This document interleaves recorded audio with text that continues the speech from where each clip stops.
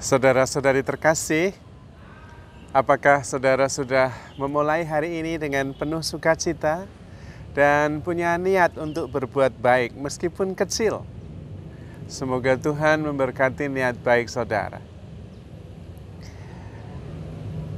Saya senang sekali menyampaikan renungan tentang hidup sepenuhnya. Karena sebetulnya itulah tujuan Tuhan Yesus datang ke dunia ini. Aku datang supaya kalian semua hidup dan hidup di dalam kepenuhannya. Lalu memang pertanyaannya, apa yang dimaksud dengan hidup dalam kepenuhan? Pertama-tama memang kita harus mengenali diri kita sendiri. Diri kita ini terdiri dari badan, jiwa, dan roh. Kalau kita hanya ngurusi persoalan badan, kita itu hanya hidup sepertiga. Karena kan kita terdiri dari 3 bagian. Nah, kalau hanya badan yang diurusi, ya kita hanya hidup sepertiga, tidak sepenuhnya. Nah, persoalannya kemudian adalah masalah keseimbangan. Saya juga memikirkan yang rohani, Romo.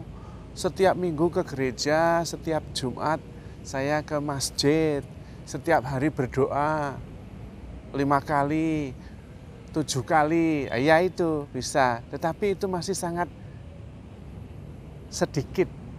Karena hidup kita itu 24 jam. Ada yang malah berdoanya kalau ingat. Ya tentu memang meskipun memperhatikan juga, tetapi terjadi ketidakseimbangan.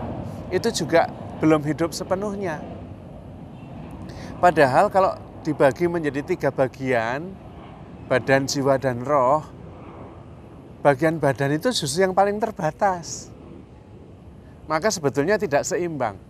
Nah, dalam hal seperti itu, hidup kita kemudian tidak terasa penuh dan utuh.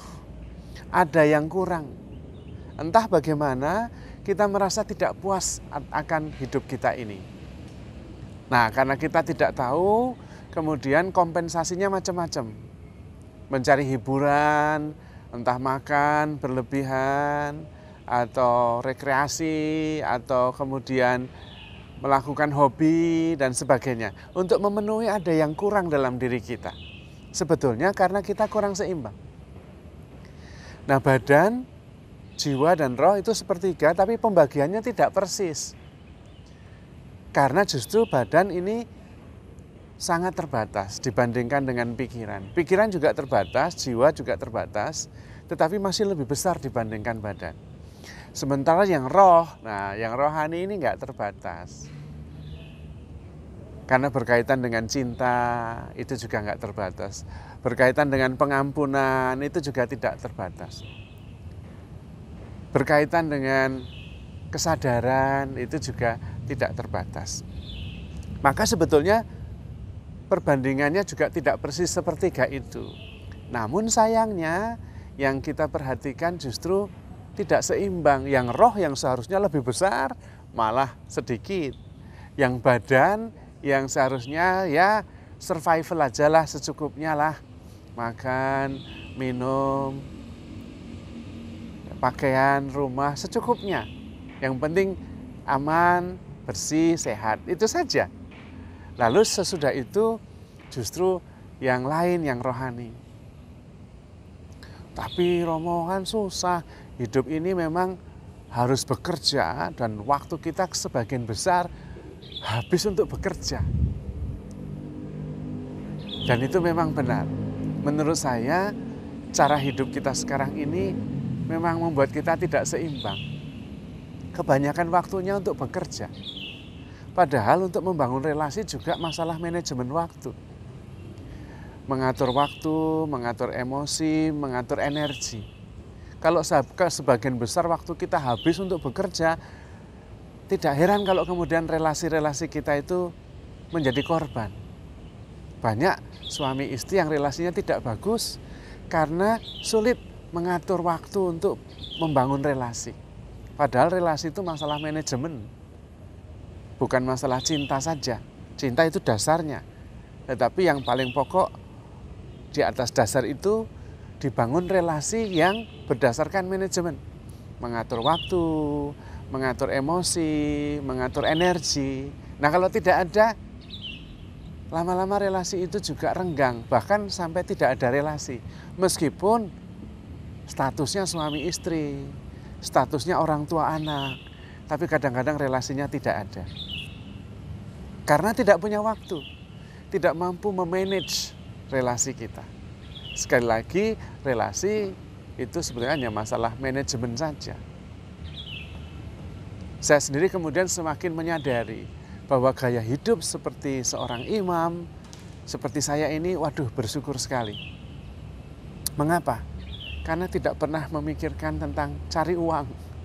Nah itu kan sudah suatu blok sendiri dari kesibukan yang menghabiskan waktu kita sehari-hari. Anda pusing cari uang, ada saja, tidak mikirin uang malahan.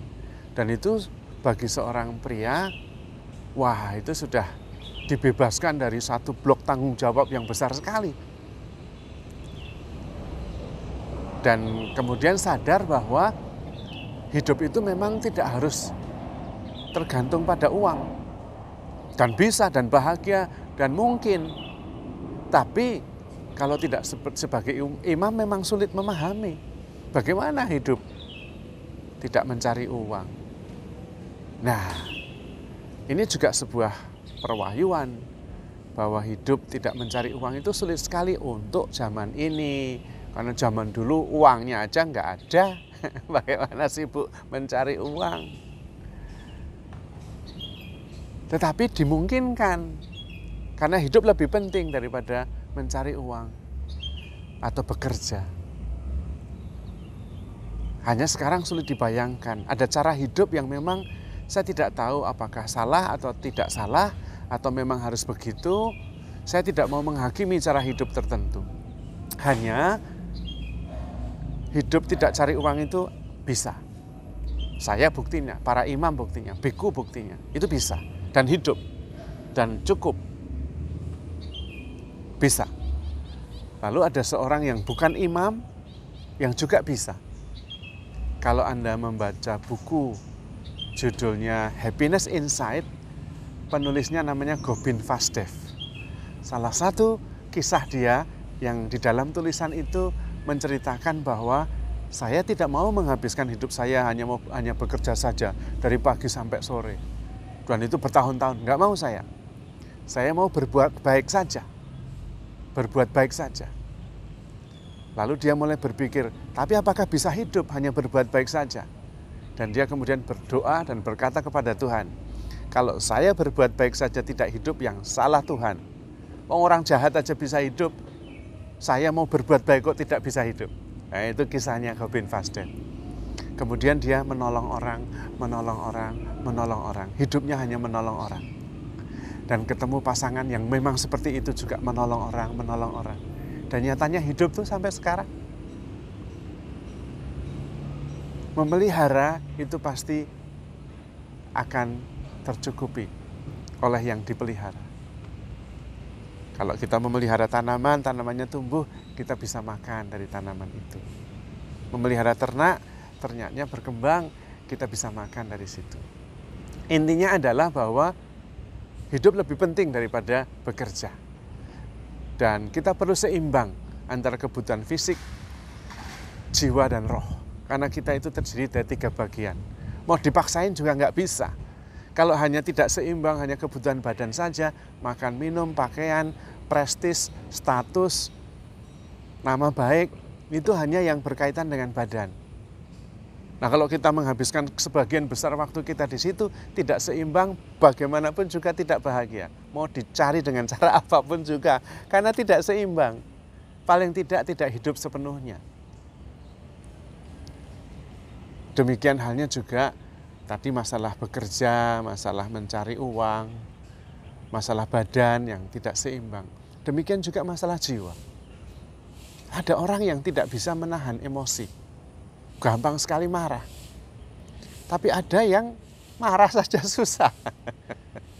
Nampaknya saya ini sudah terlanjur susah marah. Jadi marah saja susah. Ayo marah, enggak siap saya, enggak terlatih untuk marah. intinya bukan mengkritik yang emosional atau suka marah, tetapi bahwa hidup tidak harus marah-marah itu bisa dan menyenangkan dan membebaskan dan membahagiakan. Itu hanya masalah mengelola dorongan-dorongan emosi dalam diri dan kemudian mengetahui sebabnya dan kemudian mampu untuk mengendalikan diri. Hanya itu persoalannya. Sekali lagi mungkin berkaitan. Kalau tidak melatih diri pada bagian yang rohani, yang emosional, ya akhirnya kita sendiri tidak mampu menguasai emosi kita. Tetapi sebetulnya itu adalah hidup sepenuhnya. Maka kalau hidup sepenuhnya ya yang badan juga diperhatikan, yang emosional, psikologis juga diperhatikan, sehingga mampu menguasai emosi, dan yang rohani juga. Ada kesadaran bahwa saya ini jauh melebihi apa yang sungguh dibatasi oleh badan dan pikiran. Bahkan di dalam iman saya ini tak terbatas kemampuannya. Kalau kita bisa percaya sepenuhnya, beriman, mempunyai iman sebesar biji sesawi saja, bisa mengatakan kepada pohon ini, pindahlah ke laut, pindah dia. Menurut Tuhan Yesus. Artinya adalah tidak ada batas dalam dunia rohani, dalam dunia iman. Karena memang roh itu tidak ada batasnya. Yang terbatas adalah yang berbentuk. Yang tidak berbentuk tidak berbatas. Dan karena tidak berbentuk, tidak terbatas, maka juga tidak menua. Maka abadi. Bayangkan, di dalam diri kita ini ada yang abadi. Yaitu yang rohani. Dan kita adalah roh. Badan, jiwa, dan roh. Sayang sekali kalau kita tidak memperhatikan yang sungguh abadi di dalam diri kita. Karena itu yang lebih sejati. Kita seringkali membangun hidup kita atas dasar yang tidak stabil. Pikiran. Loh, pikiran itu kan nggak stabil, berubah-ubah. Membangun relasi juga berdasarkan pikiran, itu juga nggak stabil, berubah-ubah. Dan kita menderita, hidup kita menjadi seperti roller coaster, berubah terus. Karena kita membangun hidup kita pada dasar yang berubah-ubah, tidak stabil. Pikiran dan badan itu berubah. Segalanya berlalu, menurut pengkhotbah. Yang tidak berlalu dan tetap adalah roh. Maka kita perlu membangun hidup kita atas dasar pondasi rohani yang lebih stabil, lebih abadi. Nah, kalau kita bisa membangun hidup kita berdasarkan yang rohani dan kemudian memenuhi juga kebutuhan-kebutuhan psikologis dan badani, itulah namanya kita hidup sepenuhnya. Dan sebetulnya latihannya gampang. Pertama, hidup otentik, apa adanya, sederhana. Tidak usah nampaknya bagaimana, enggak usah. Tidak usah apa kata orang, tidak usah. Hidup otentik, sederhana. Itu latihannya. Sehingga kita hidup seperlunya saja. Kemudian mengatakan yang tidak menyakiti orang lain dan mendengar tanpa menghakimi, mendengarkan saja supaya orang merasa diterima dan dikasihi. Dan kemudian bertindak untuk membesarkan hati orang. Sebetulnya hanya itu. Dan dengan cara itu kita bisa hidup sepenuhnya. Karena sadar terutama bahwa kita ini bersatu dengan yang ilahi. Sebagai roh, kita juga bersatu dengan Allah yang adalah roh juga. Dan kemudian kita yakin, sadar bahwa kita dikasihi begitu besar. Dan itu menjadi dasar seluruh hidup kita. Kalau kita membangun hidup kita atas dasar yang rohani, dan kemudian yang psikologis juga terpenuhi, yang jasmani juga tidak kekurangan, maka kita hidup sepenuhnya. Seimbang, bukan hanya sepertiga, dan sepenuhnya. Penuh sukacita, penuh cinta kasih, dan penuh kesadaran. Maka saudara-saudari terkasih, handle yourself with care, because you are loved. Tuhan memberkati.